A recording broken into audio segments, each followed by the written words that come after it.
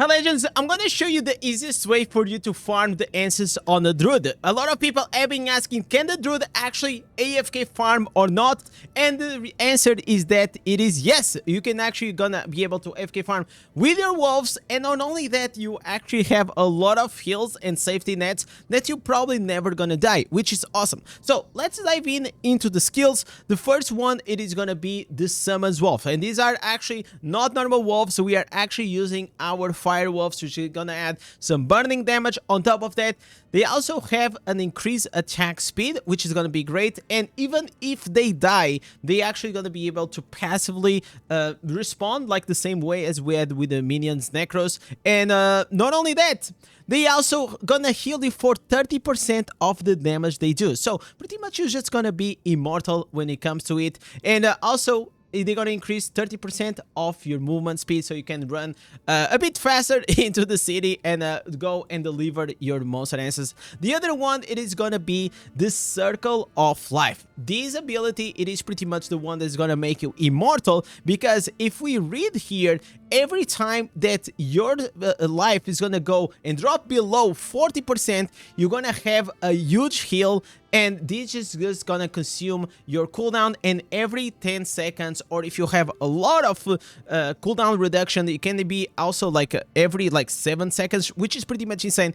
It's just gonna make you pretty much immortal. Then we are using the Rabbit's Might to just increase your life up to 25%, which is gonna make you slightly more tanky.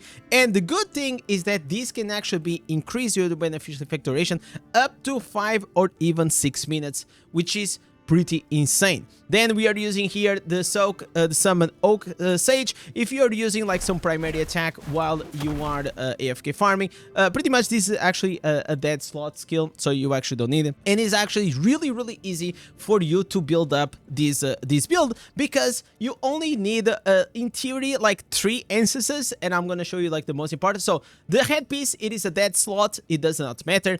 This one, the Saved by Nature, the Circle of Life, now is going to grant you and your allies some regeneration, but this is actually when you click on a ability, but that's not what you're looking for. What you're looking is for the large heal whenever your life drops. So I'm gonna just show you here. I'm gonna remove my summons, so you're gonna see how actually powerful this is. So if I go here next to some mobs, let me just aggro these ones here, so they start attacking me, and look at my HP. You're gonna start seeing that it's gonna drop, and whenever we hit the 40%, I'm gonna receive a huge heal, and I am in cooldown, and this is gonna be able to go and heal myself. So I don't want to die.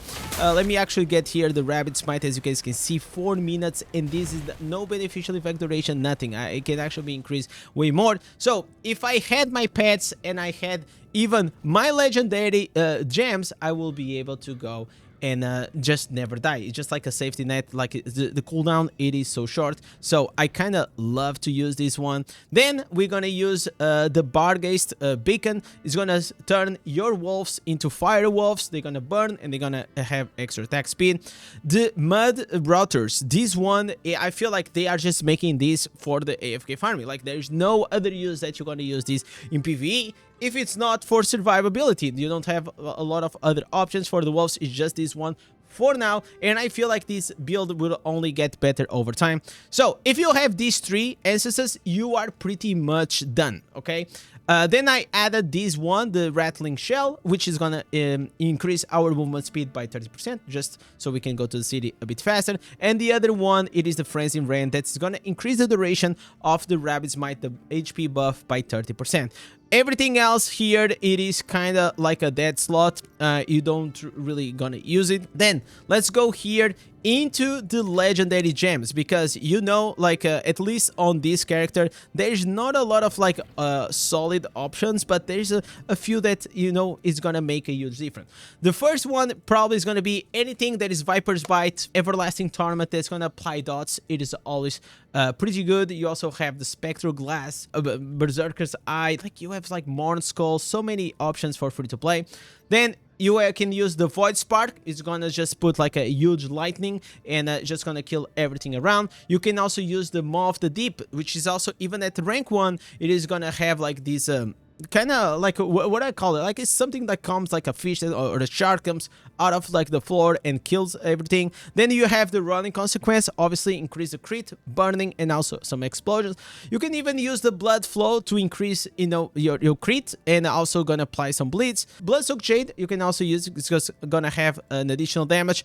Blessing of the worth it, I actually, you know, you have a chance that whenever you take damage that you actually gonna do a AoE ability. Can also go for it, and then you have the Mother's Lament to increase the crit. There's multiple other options. Pretty much anything that's gonna add damage, you can actually use it. Whenever it comes to the 4 pieces and the green set items, you're gonna go with the 4 pieces mountebanks, and you're gonna go with the 4 pieces Vitus, so you are just a bit more safe. If you're really strong, you can go with 4 pieces augments and 4 pieces Vitus. Then here on the curse properties, you actually want to put the 6 piece Nettle, so you, whenever people attack, you actually gonna reflect some damage. Also, you're gonna trigger your legendary gems. For the Paragon, Blizzard actually made it even more easy for you to actually go and AFK farm, and I'm gonna try to explain why. So you want to definitely use the Vanquisher. You can use with the greed, treasure find, so it's gonna increase the drop of your equipments by 50%. Then with the grid is gonna go to up to 75%. Then obviously you want to go with the 50% increase XP on the elite monsters, so it's not all of them, only the blue, the gold ones and the orange ones. Then obviously you want to go with the gold find, especially if you are early in the game.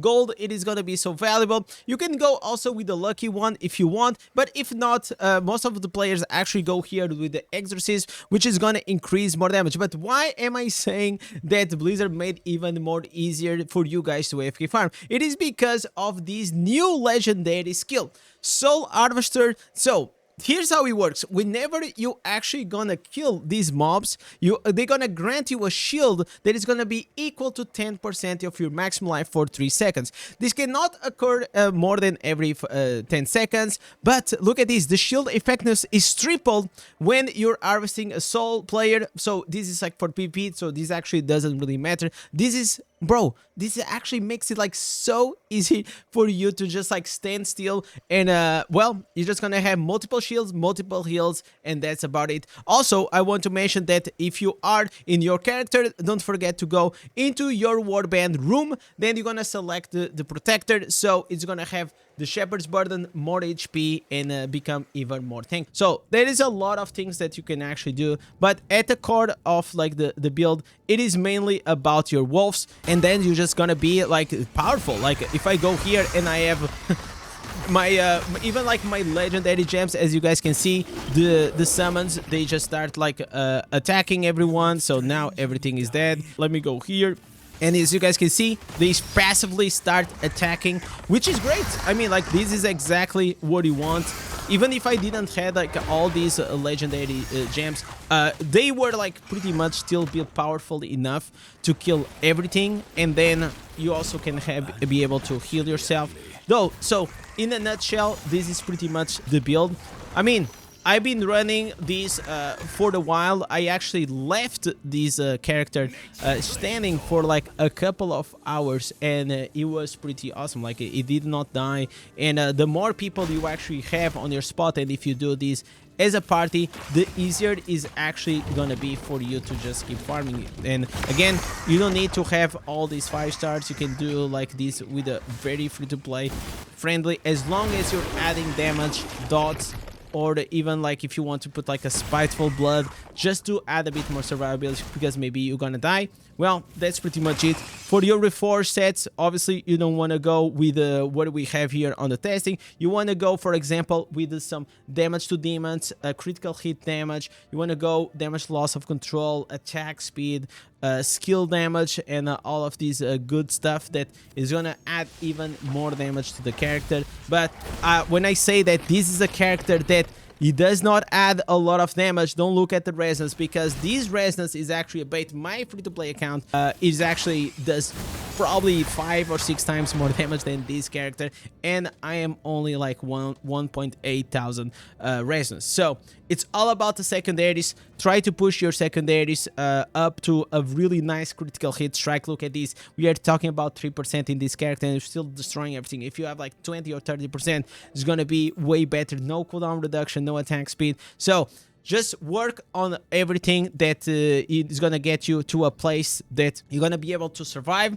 So this is the build. Please don't hate me because AFK farming is just already part of the game. We all know, while you can still use it, as long as you're only using the in-game mechanics like the wolves, you're not gonna get in trouble. So, but please don't use spawns, don't use bots, don't use like all of these macros and things, because that can actually get you banned. So I'm happy that finally, you know, many of the Necromancer players actually can change to a different class, because I know a few people only play Necromancer because of the AFK farming and then they go back to their main. Now you have a new option. Druid is one of the most versatile classes in the game. I would love to play it because it is so fun, and I just love it. So in the next days, I'm going to be sharing more builds, and until the release, you're going to see a banger of a video. So don't forget to like, subscribe, and type cheese in the comments so I know that you guys are a legend. Keep carrying the channel. So with this, thank you for watching. Catch you guys next one. Peace!